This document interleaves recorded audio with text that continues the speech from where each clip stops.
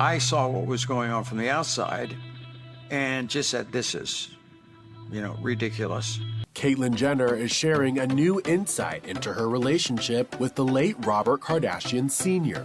In a recent episode of House of Kardashian on Peacock, a show about the rise of the Kardashian Jenner empire, Caitlyn Jenner reveals how she went to bat for her ex-wife during her divorce from Robert. He was doing everything to kind of make her life miserable.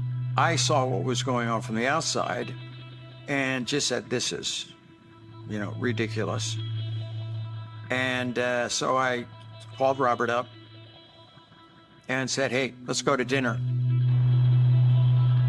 We met at Hamburger Hamlet on Sunset Boulevard.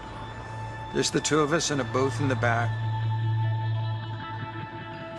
And I basically said to him, look, Kris is moving on. Okay, sorry, but she's moving on. I said, I can take over from here. So let's just make this final signing of the papers as simple as possible. And he did. 1 month after the divorce was finalized, Caitlyn and Kris got married at a friend's house in Bel Air. We'd been together 5 months and having a wonderful time. I wanted to get the wedding over with so we can move on with a normal life, even if it's 4 kids and 4 stepkids, as normal a life as we can make it. And I think, considering what had happened with the divorce and all of that, it gave them some stability. Kris and Robert ultimately ended their marriage in 1991.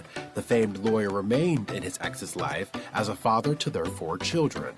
The momager shed more light on her messy split from Robert, who died in 2003, in a recent episode of The Kardashians, when Khloe asked her mom why she chose to have an affair and what made her want to, quote, look elsewhere.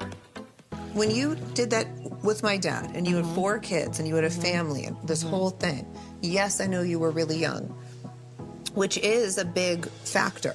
I think being really young and dumb is something that plays into it because you don't really understand the consequences of your actions. But what was my Appreciate dad the not doing consequences that made you want to look elsewhere? I don't know, because he was such a great husband and such a great dad, and I think that I fell into a situation where I thought that the grass was greener somewhere else. And I made a huge mistake. That's like my life's biggest regret.